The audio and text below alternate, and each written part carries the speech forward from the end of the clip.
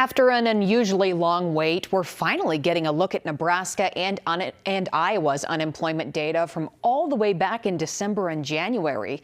These reports are usually issued every month, but last year's extended government shutdown threw a wrench in the normal schedule.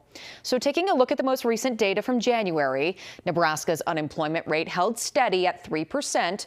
That's about where it stayed most of last year. And Iowa's unemployment rate in January came in at 3.4%. That's the same as the month prior. Both states are well under the national unemployment rate of 4.3%.